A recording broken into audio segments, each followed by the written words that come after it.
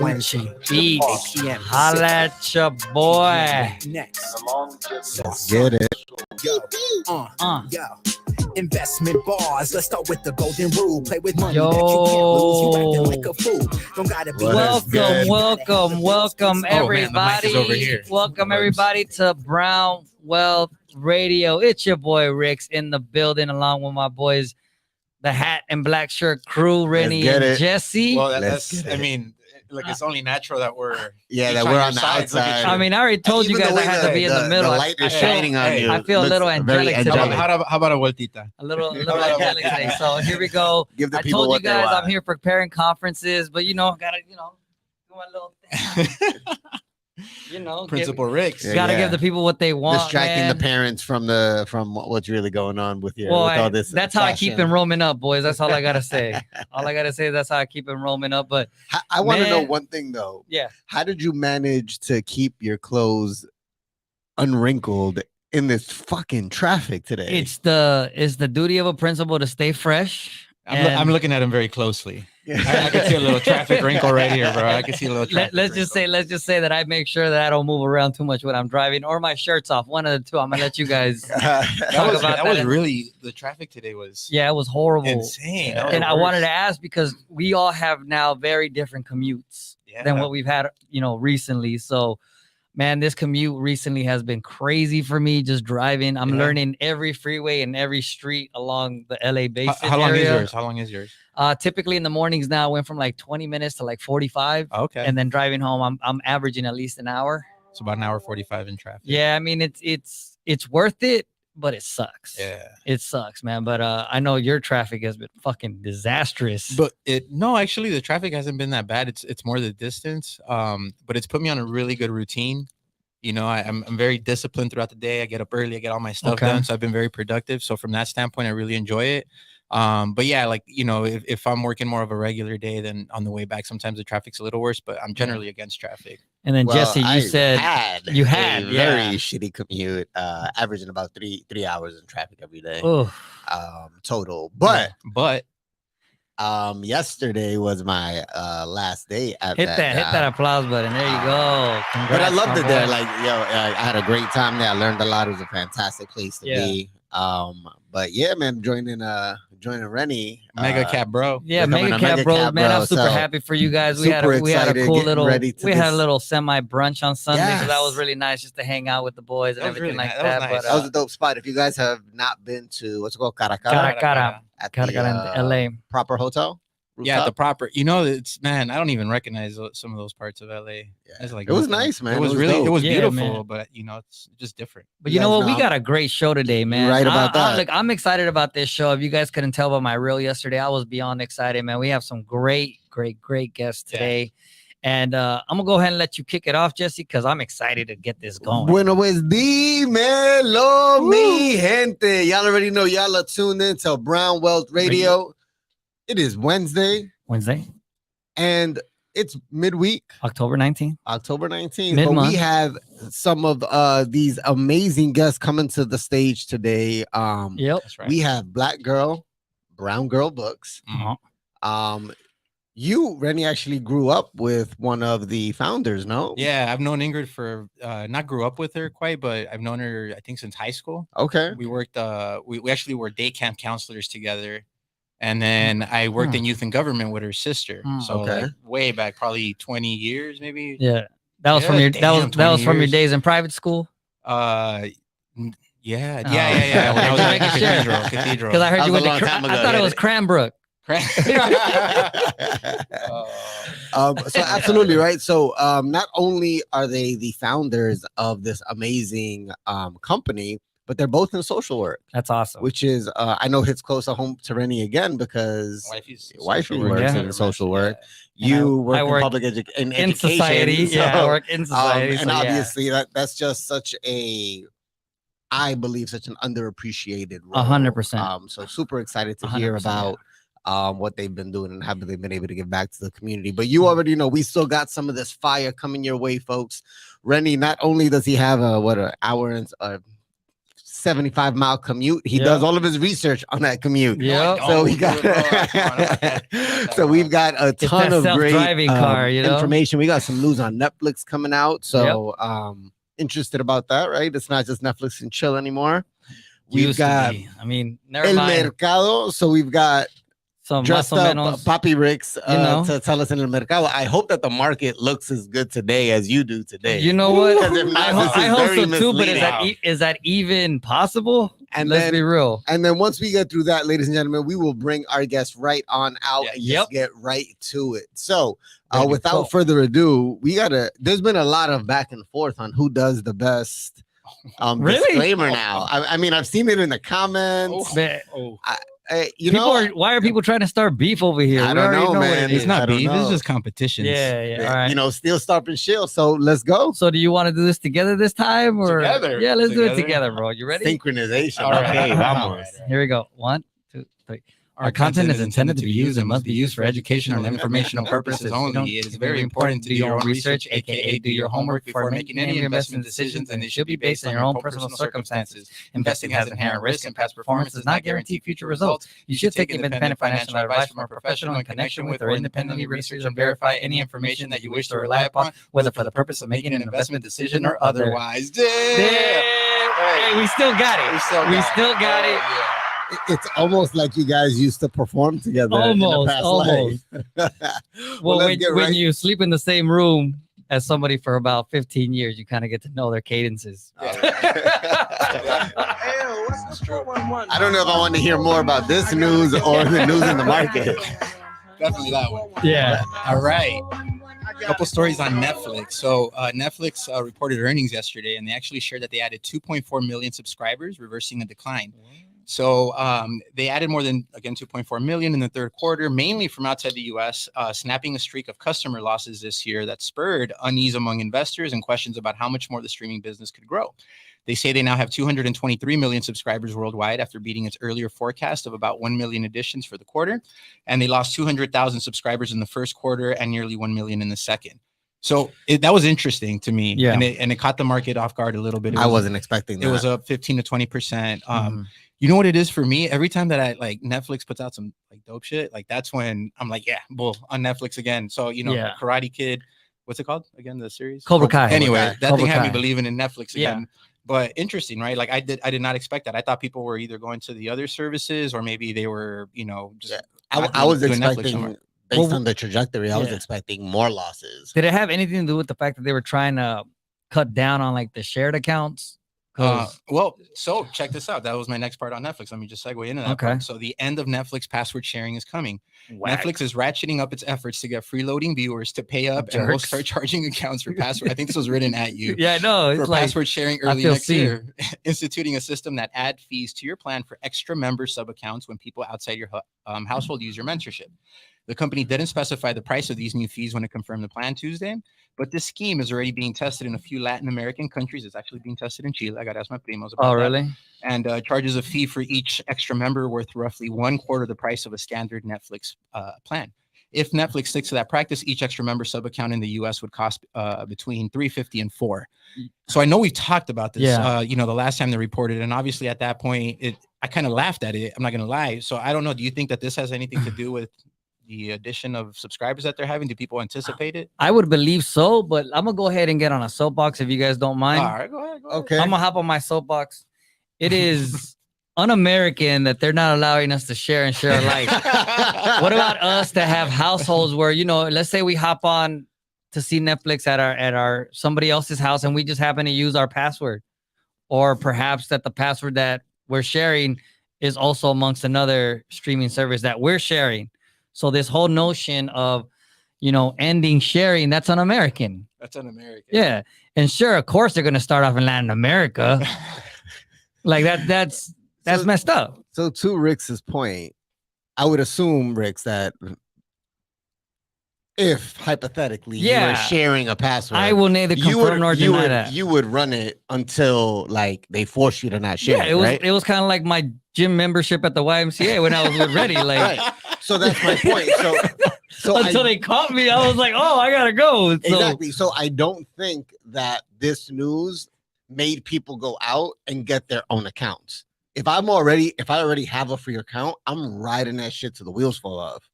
Yeah, and Draga makes until I go to use Rennie's password and it doesn't work. Draga makes that's a when point. I get my new he account. logs into his cousin's house, and then he forgets to log off. My bad. The problem is that you and Draga are very honest people, very trustworthy. yeah. The average person that's stealing on Netflix, I don't know. See, they're against us, Draga, because we're honest people. All right, well, let me continue. Elon Musk says Tesla could soon be worth more than Apple.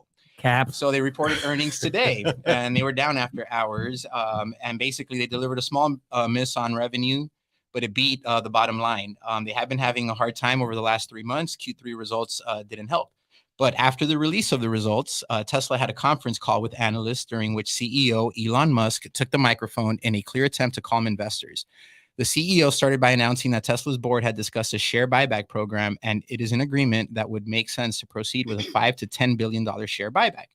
After announcing the buyback program, the CEO commented on Tesla's valuation. A while ago, I said on an earnings call that I thought it was possible for Tesla to be worth more than Apple, and at the time it was worth $700 billion. Tesla is now worth about $700 billion, and Musk has a new goal for Tesla's valuation. Now I'm of the opinion that we can far exceed Apple's current market cap. I see a path for Tesla to be worth more than Apple and Saudi Aramco combined. Saudi Aramco is the second biggest company. Wow. What do you guys think? I say I'm in agreement, and I'm a big Apple fan. Yeah. I mean, it's not going to happen in the next 5 to 10 years, but 15 to 20, I don't see why not. So here's why I thought it was a little more interesting. So if you're following Elon, and I know he's reckless sometimes, but he's actually buying Twitter, and the deal hasn't quite closed because there's still financing that needs to be arranged. And I don't know the specifics of it, but I know that there's several banks involved. But at some point, they're short a few $1 billion. And as you guys know, I've been bearish on Tesla for like the last few months because my whole thing was I think he's going to end up selling more shares to finish buying Twitter. So I just find it interesting that he doesn't usually pump. Well, no, he does pump up his stock a lot on Twitter. Yeah. But to say that, like that you're going to go after that more than Apple and Saudi Aramco, I mean, if you just kept them consistent to now, that would mean that, it would run 200 to 300% in the future, which I agree. I think it will happen. And I think 5 years is probably doable. But it's just very interesting that he is pumping it like that now with Twitter coming up. And I think it's going to add more volatility. I think it's going to keep dropping short term. Yeah.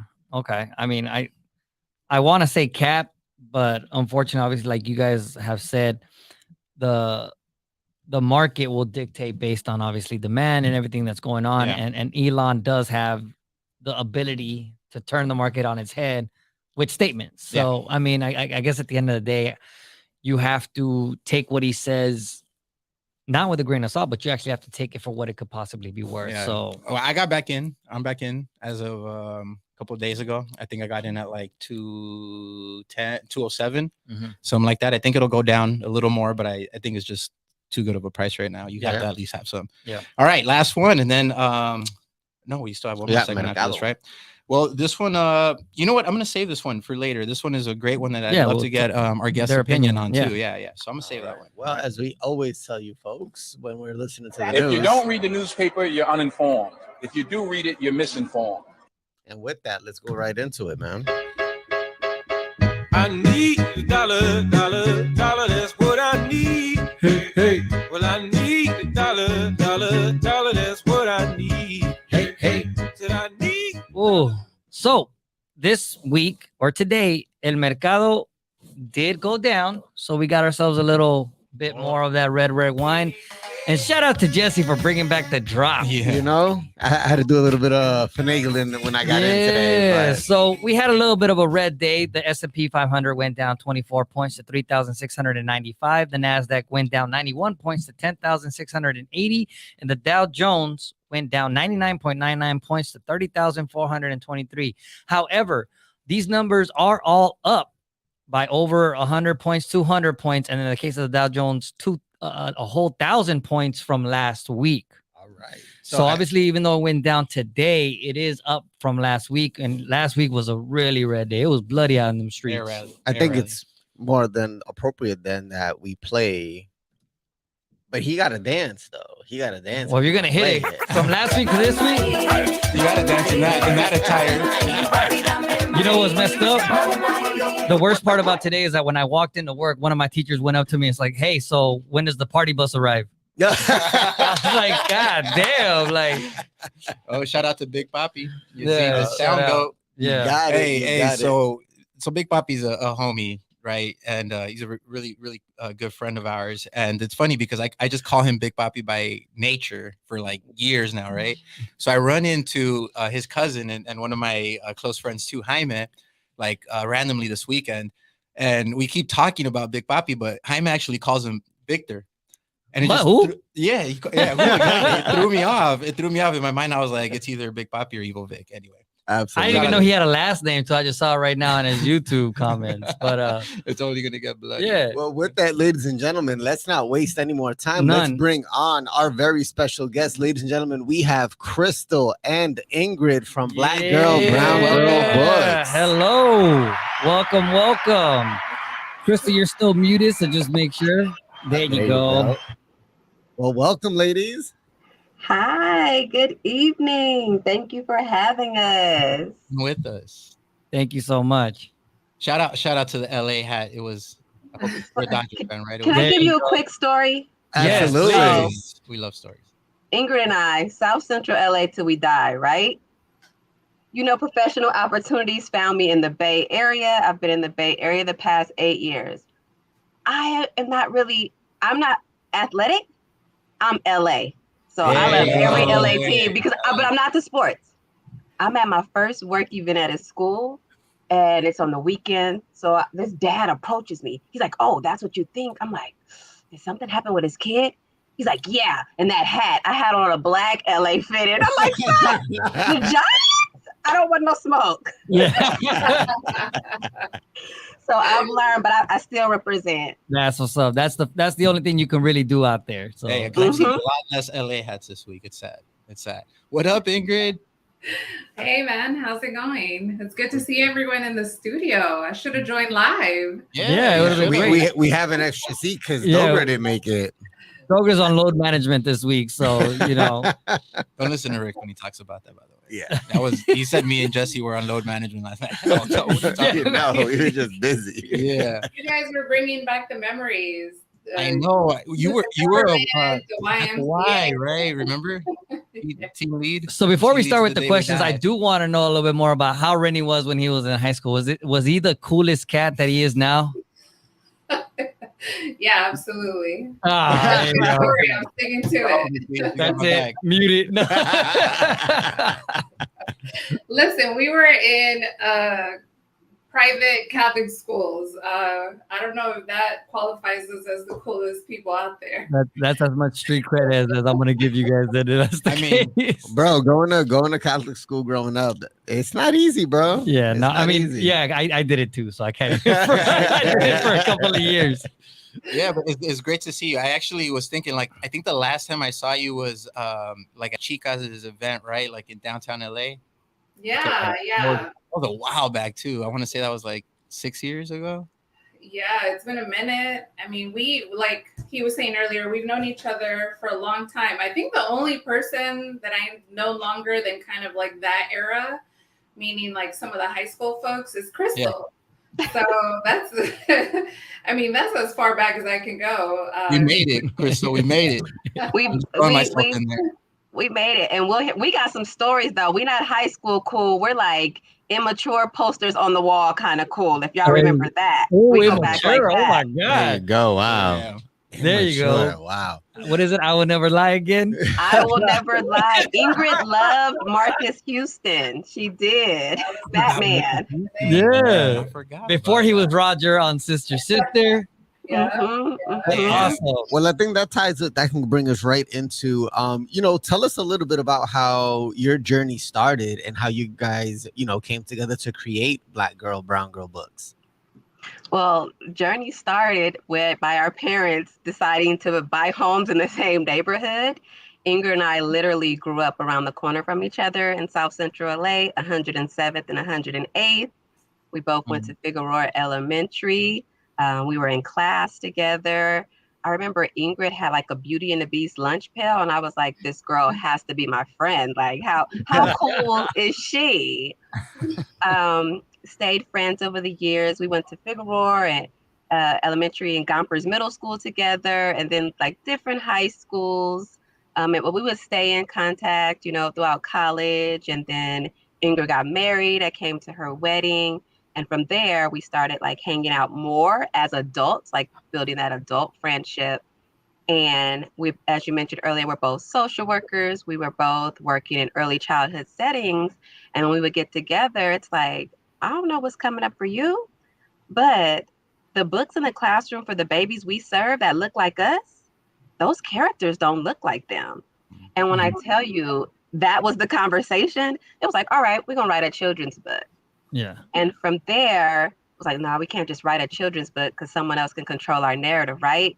What Nipsey teaches, what Master P teaches, we have to own a publishing company so we can tell our stories. That is. But I miss Ingrid. I mean, we go back to like walking home from school and stopping like at Tam's Burger. Oh. That's what we go back to. The elementary school days. And you know, I love to talk about this because it's part of the story in the book, but our parents really like relied on each other. We had full-time working parents where they couldn't be there to pick us up at 3, you know, in the afternoon. So our families relied on each other for us to be able to get home safe, for us to be able to stay in each other's homes and like finish homework. And my mom was like, you could go to Crystal's house because I trust Miss Hawkins, but that's about it. I couldn't go nowhere else, you know? So our families had a really close tie, and that's really like where the seed for our friendship came from. That's awesome. That's awesome. Shout outs to 107 and 108 because I actually grew up on 109 in Crenshaw. So shout out to that. Yeah. So I grew up in Inglewood. So obviously seeing like the South Central dynamic, it's really, really cool. I did want to ask about the beginnings. Once you guys developed that idea of wanting to do Black Girl Brown Girl books, what were the beginnings of how you guys developed the story, the characters? Was it over time? Was it just kind of like something that hit? Like, how did that go for you guys? We started the company itself, which is a publishing company, like 2 years ago. And our first release for our Soul Sisters, our book, was just last year. Okay. So it took us, it was a learning process. We had to go through, okay, we have to register our business with the state, right? We have to get our EIN number with the federal government because we got to make sure these taxes right. We have to get a bank account, you know, so we had to get through all of just the check marks of owning a business, and then figuring out how to be a publisher. Crystal and I come from the social work world. You know, we're doing clinical services, administrative services. We could do that all day long. We had never been a part of like publishing a book before. So how do you do that? You know, so we had some mentors that kind of led us through, and we asked a lot of questions, and we're still figuring that out. You know, we're trying to figure out like, how do we open up the market? Social media is an everyday conversation Crystal and I have. We are not experts in that arena. But yeah, I think it's a constant growth process. You know, how do we take what we do know and kind of capitalize on that to make this move forward so we can meet our goal, and at the same time continue to learn and grow and make this bigger, because the long-term goal is not just to publish our books, but to publish books from all communities that are underrepresented in children's literature. Mm-hmm. So the characters really came from our life story. You know, that's where we started. We're like, listen, we can only talk from our own life experience. And so that's kind of what our first 3 books in the series are about. That's what the characters are about. They're like roughly shaped around us and our own experience as a Latina, as a Black woman in South Central LA, being friends, cross-cultural friendship, right? Mm-hmm. And that's really what Soul Sisters is about. And so it's been a process. So you said 3, so there's 2 more on the way at some point? There's 2 more. One which is already in print. The second one, sorry, which is already in print. Okay. We actually were. Crystal was emailing like our printer, like, hey, when's the book coming through? And he's like, it might come through like by the end of the month. And then the third one is going to go into production hopefully by the end of the year. Nice, very, very nice, very nice. Shout outs to you guys on that. Well, so let me get one more question in before the break. Yeah, If you don't absolutely. mind. So we're Yeah, gonna we go got to break time. in like 2 minutes, right? But so the next time the 2 of you log into LinkedIn, you're gonna see that I was creeping on your profiles. So the 2 of you are very, very accomplished, very busy professionals, leaders, whatever you want to call it, like just amazing things that you're accomplishing. How are you finding the time, to run a business, to create, to make this all happen? We are doing 1,000 things a piece. I think the beauty of it is Ingrid and I really balance each other. Ingrid has this thing she always says. So it's like, I find people who like have the strengths I need, and I, combined with her strengths, we gel really, really well. We like divide and conquer some things. Like, hey, you got X, Y, and Z? Boom. I'm going to do A, B, and C. And it really works for us. And we know that we are our business. We are the brand. So we make things happen. But we're also big on like, okay, we're not doing no work on no Sunday. All right, we'll get in touch next week. Like really setting those limits, because when you're a Black woman, a brown woman doing this work for your community, you can feel like you have the world on your shoulders and I have to produce, but knowing that we can only give what we're giving to ourselves. So we are intentional about taking those breaks and self-care and vacation. Hey, I'm out this week, you out this week. But then when we are together, like, hey, let's conquer and divide, and then come together on things we need to collaborate on. Damn, that was almost on point Yeah, with our right commercial there. But break. we will be right back with Brown Wealth Radio, and we'll see you guys in exactly 3 minutes. All right. On things we need to collaborate on. Damn, that was almost on point Yeah, with our right commercial there. But break. we will be so- right back with Brown Wealth Radio, and we'll see you guys in exactly. Hey, Michael, that's a dope ass shirt. What is that? You know what it is. I only rock the Flyest gear, and the Flyest gear can be found with TGN Radio. Where did you get it? TGNradio.net. Go onto the page, click TGN Shop Store, and you can get everything you need. I'm getting mine right now. And make sure y'all do the same. Go get your TGN merch. Enjoy your show.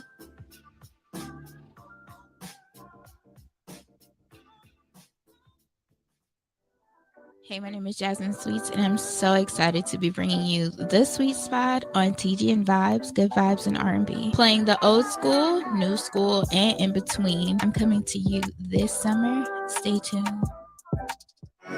What's up, friends? It's Iron Friends. We're here at the Podcast Pit LA. It was so fun. We came to rep the IE. I think we did a pretty good job. So shout out to the Podcast Pit for having us. Shout out to TGN. You guys should definitely check them out. You should check me out, Saul V. Gomez. Y'all can find me at I Know Caesar on IG. You can find me at airbear_IE on IG. And you guys can find the podcast at Iron Friends on every social media network except for OnlyFans. That's coming soon. So stay tuned. So follow us and follow TGN Podcast Pit. Have a good day, guys. Yo, what's up? This is Rix. Yo, this is Rennie. What up? Dover in the building. What's good, family? This is Jesse, and this is Brown Wealth Radio. And make sure to catch us on TGN Latinx every Wednesday at 8 p.m. Pacific, to be specific. It's back, Jax. Have you heard? It's back. Michael, what are you talking about? What's back? The Podcast Pit. It is returning Monday, May 23rd. Brand new venue. Oh my God, the Podcast Pit is back. Exciting. Where's it at? It's going to be at Jox's Daily at 7:30 p.m. I know where that's at. That's at 11168 Washington Boulevard in Culver City. So, Jax, will I see you there? Oh, you know it, baby.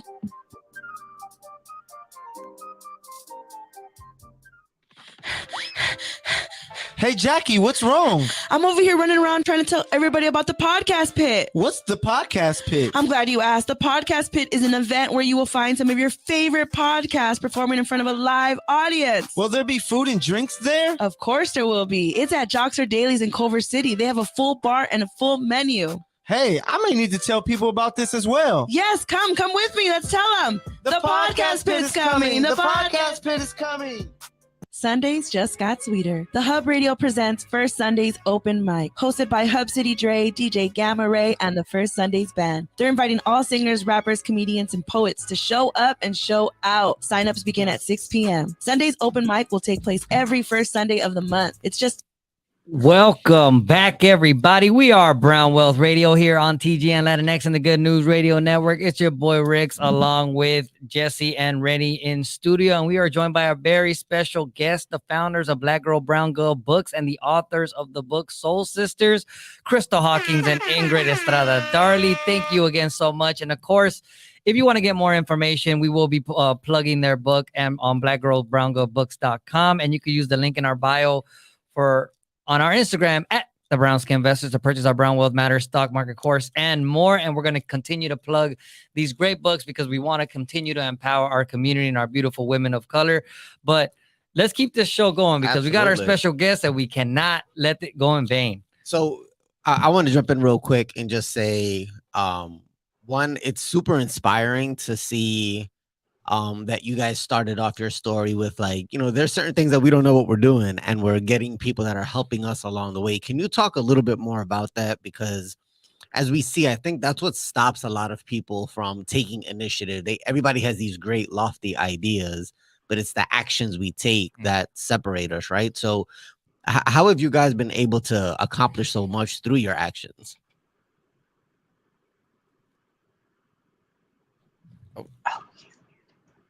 Hold on, you're still on mute. I got you. There you go. There we go. So, you know, I think that every great business starts with an idea. And I don't say that like from this consideration that we're like these kind of amazing business women. But you are. I really think that, but it all starts with an idea, right? And then what it really depends on is like, how do you set yourself up for success? And I'll let Crystal talk about our mentor a little bit more because she was the one who met her, and we kind of like started to consult with her with some of the questions that we like couldn't answer on our own, or kind of were going around in circles. But, you know, at this day and age, like there's so much information at our fingertips. You know, information is out there. It's just a matter of making the time, setting goals for yourself. I think I'm a big believer in like, if it's not written down, it's not going to get done. So, you know, Crystal and I have like our weekly agendas when we meet. We have set like, these are our goals for the next, 3 years. This is where we want to be. How do we get there? By building like year by year. So it's all like very intentional, right? And then we went on a search. Crystal and I had the idea. Neither one of us was an illustrator. So we had to find an illustrator. We went on Instagram and started to look folks up. We had to put a budget together. What can we afford? We were both investing into this business on our own, right? So we're putting our money into this. Who can we afford? So all of those things are like the small building blocks of like how we got this started. And I think that then drives you, right? Because this is not something where we're taking someone else's idea, we're taking someone else's name, or somebody's taking our information and doing something with it. This is ours, like through and through. We had to go through the copyright process. We had to go through the trademarking process. We had to hire a lawyer. I mean, we wanted to make sure that if our story was out there, that we owned it 100%. That's awesome. I think we have a comment in the chat. So what do you do when you hit a wall? What pushes you or break past it? What advice do you give to those to get past those days when it feels like it's too much? I think, you got it. Go ahead. No, go ahead. I think Ingrid and I have had these conversations where would we love our publishing company to take off and do well? Absolutely. And if we never sold one book, we would feel good about the work we did because one, we're the historians for South Central LA. We are telling these stories for our Black and brown babies. And it's like true to us, right? So like we did the damn thing in our eyes, right? Boom. But also for us, it was like, how many times, because we did research, right? And research showed that you're more than likely to see white characters, followed by animals, followed by cars and trucks, followed by shapes before you see a Black or brown character in children's literature, right? That's so it's like, wow, this is a powerful arena we're in. So for Ingrid and I, we're like, we were in a position where we're able to get ourselves going, right? We said we have to give, if we're doing Black girl, brown girl books, we don't want anybody else to tell our story. We got to do the work with folks that look like us. So we have thus far, and our mission is to work with folks of color, our illustrator, our graphic designer, our printer, people of color, right?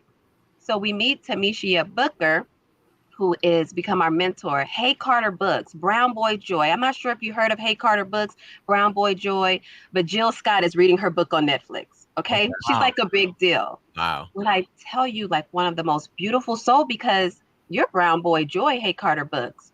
We're Black girl, brown girl books, right?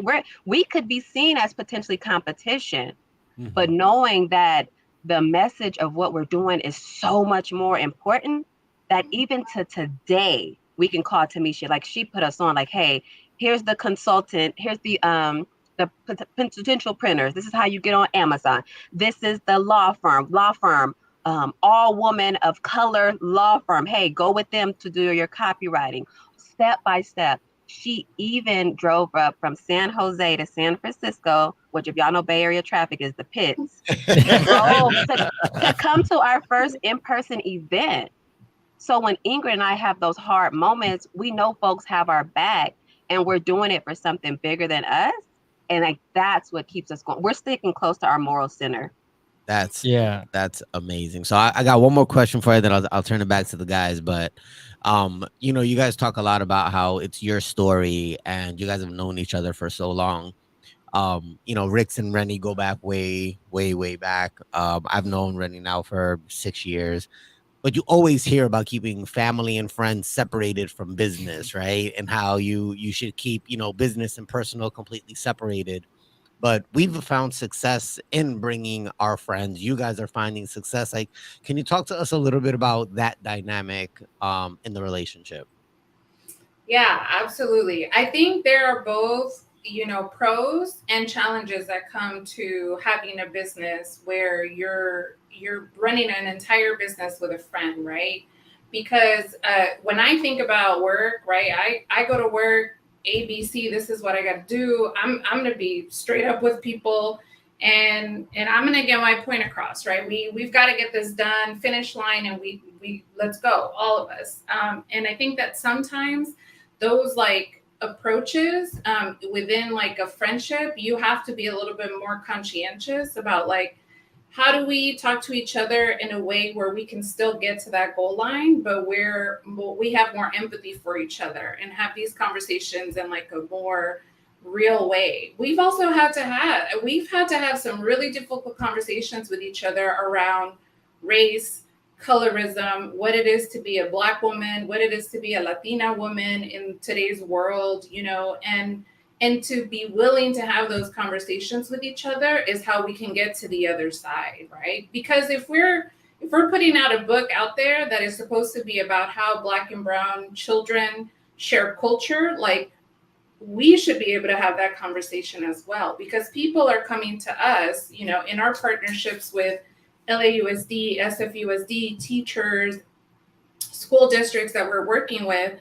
They want to know, like, can you give us the words, the language that teachers need to be able to have these conversations in classrooms? Because a lot of our teachers don't have those words. It's challenging for them to be able to do that. And so, again, like Crystal said, we're staying kind of like close to our moral center, and we have to have these very honest conversations with each other and be just real with each other. Like, listen, when you said X last week, that made me upset. And we've had to like call each other out on, you're not getting this done. We said we were going to do it. And then we just got to jump back on it. Right. And so I think it takes vulnerability. It takes being real with each other.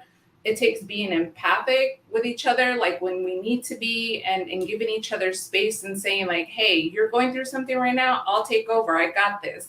And knowing that we have each other's back like that, I think makes it all worth it. You know what, Rix? Yeah. I'm not gonna cry anymore when you yell at me. I You need to keep me accountable. As bro. long That's as you what- know that's it what I comes got from out of it that. comes from a place of love. Yes, yes. But shout outs to my wife. She loved the fact that you guys came in with the research facts. She's really into, really understanding and being empathetic and communication and things like that. I've been in education for 15 years, and I could 100% agree with you that having those conversations and having the vocabulary and the mindset, the state of mind to speak to students, especially in today's climate, because I do work in the inner city, and I work with students of low socioeconomic means. So there's a lot of difficult conversations, especially in today's climate, from things like racism and colorism and things like that. So how has your work in social work helped you develop this type of language, and how do we continue to spread it to teachers? Because at the end of the day, it's no longer really about teaching content. I'll tell you, I'm not, the content and the academic standards for me is no longer the number one priority. It really is the social and social emotional climate of the students, because that is how you get the best out of them, whether it's in the classroom or for the rest of their life. So how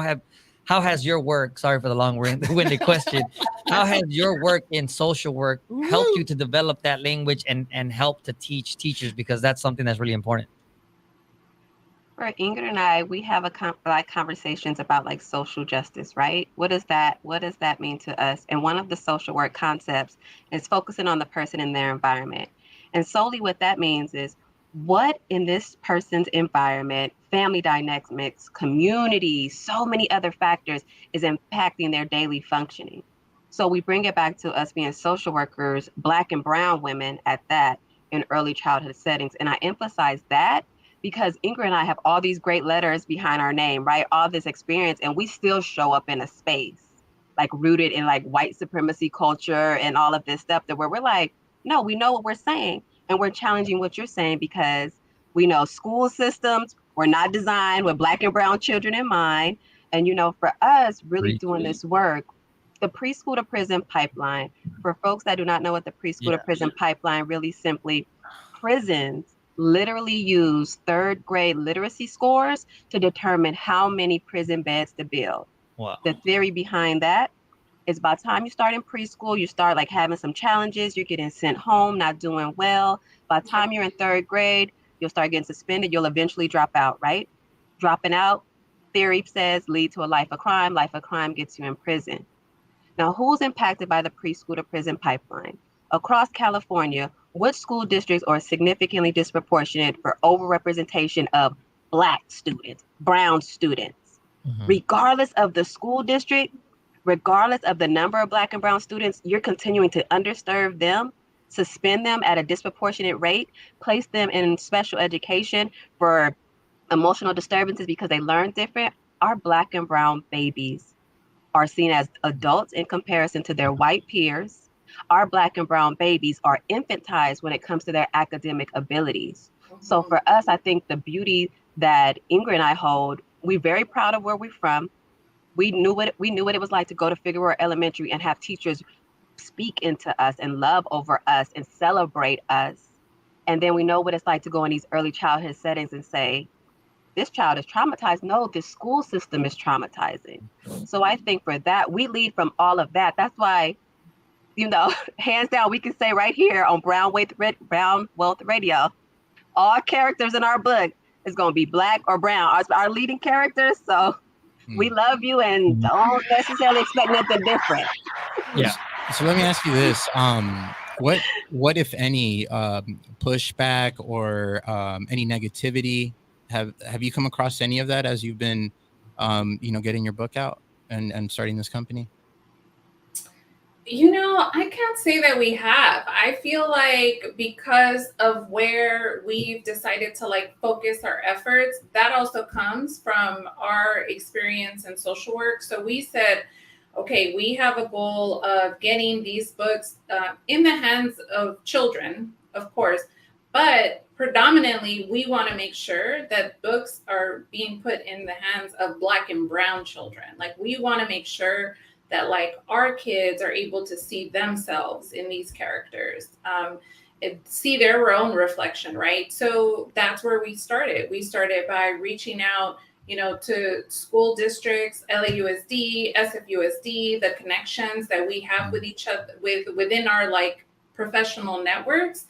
And so I think that because of that, we have mostly been received with like a lot of love, a lot of support, like our own elementary school like purchased hundreds of books so that every child in the school could have a book.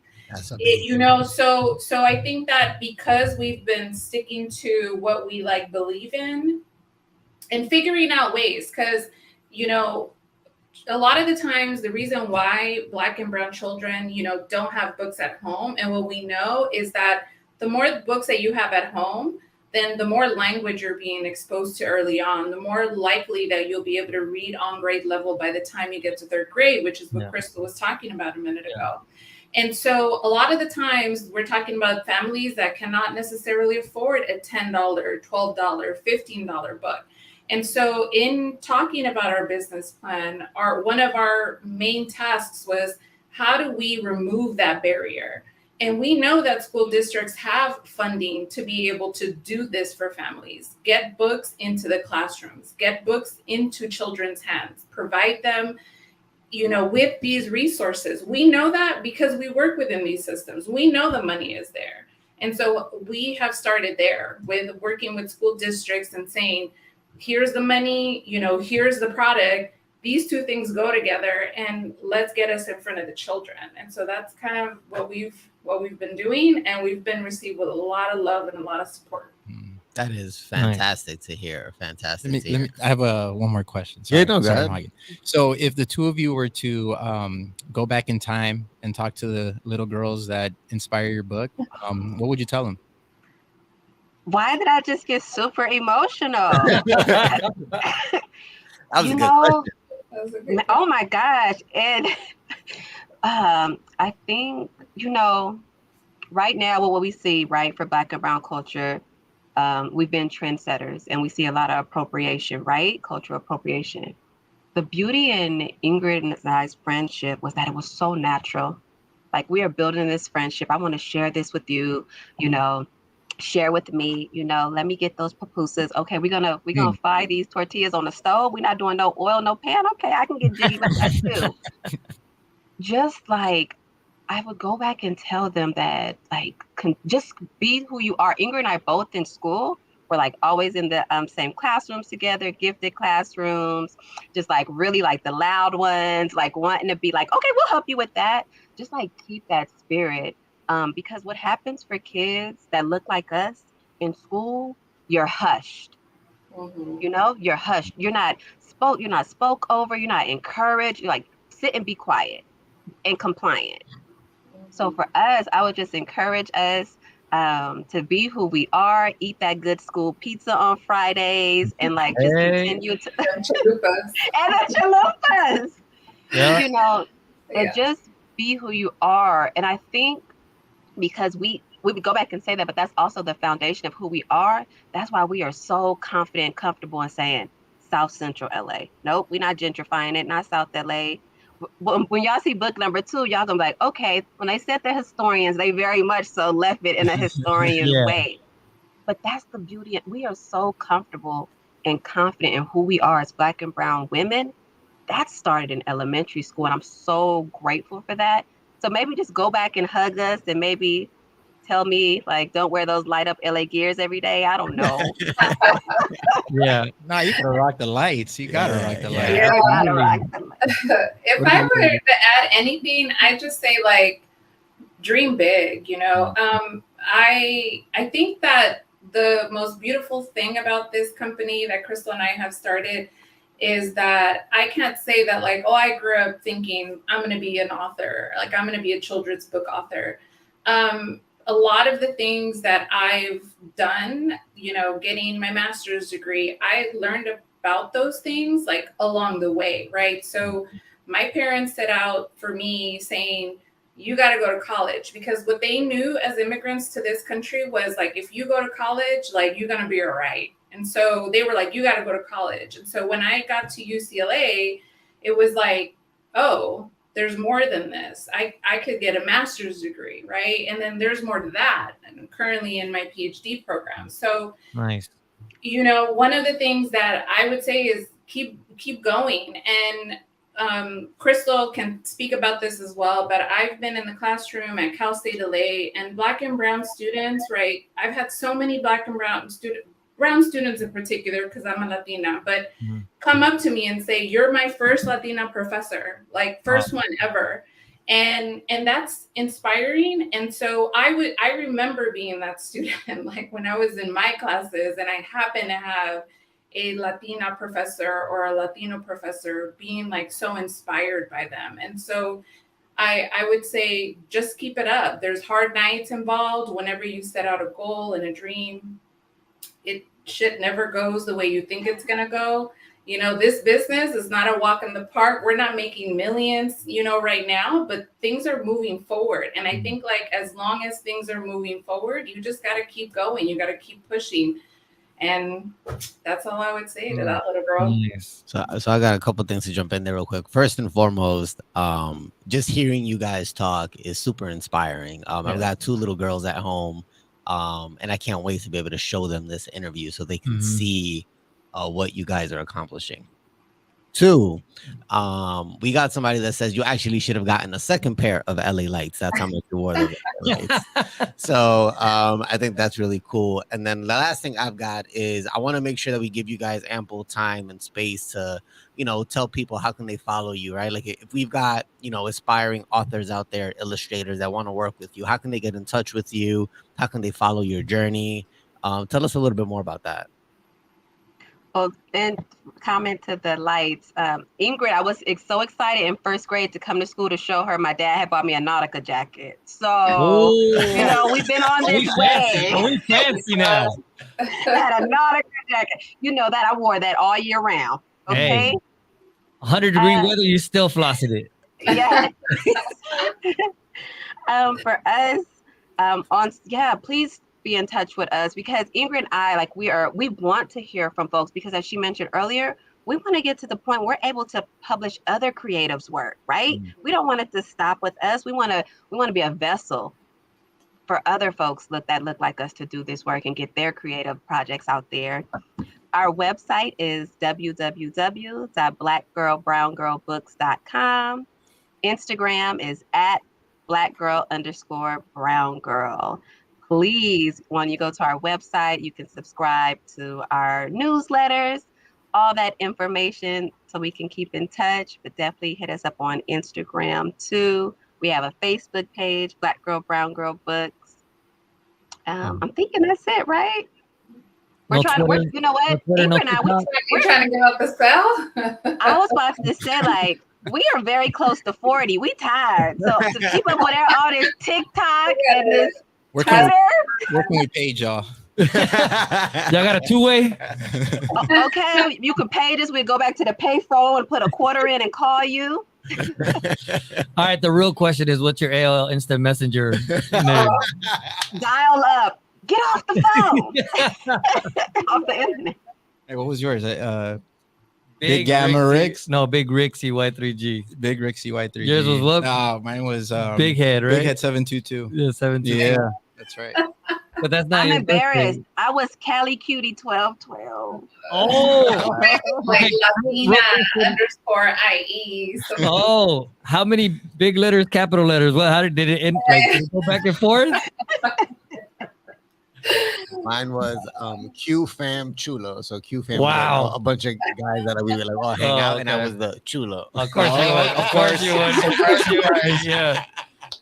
I think things haven't changed. Oh man. So I mean, we're not done by any means, but we just wanted to make sure that you guys had that space. What advice do you have for people? You know, obviously, you know, we've talked a little bit about like perseverance, but this is like a route that you took that wasn't necessarily expected. So what advice do you give to people who, you know, start out in life? Like a lot of people go to school for a particular thing, like you had mentioned before, and then it's like, oh, well, I got this degree, but that's not really what I want to do with the rest of my life. How have you guys faced that? And if you did, how can people like overcome it? I mean, I can talk a little bit about my path. I, started at UCLA and I think it was psychobiology, thinking I was going to go to med school, and quickly after working with a doctor realized that's not going to happen. It just wasn't my passion, right? And talking about parents earlier, because my parents were very set on like, you're going to be a doctor. Like, that's what you said you were going to do. And so I think that staying true to yourself and knowing like what it is that brings out your best light is important, despite what everyone around you is telling you, is one piece of advice I would give. Because I feel like I've been able to achieve a lot by following like my own, how do I explain it? Like following my own guide of like what I'm good at, like what I feel like I could do well and I could do for the rest of my life and be happy doing it. So I went from potentially going to medical school, deciding I wanted to do social work. I started to do clinical work. And then I was like, listen, I've got my own problems. I don't think I could do this day in and day out.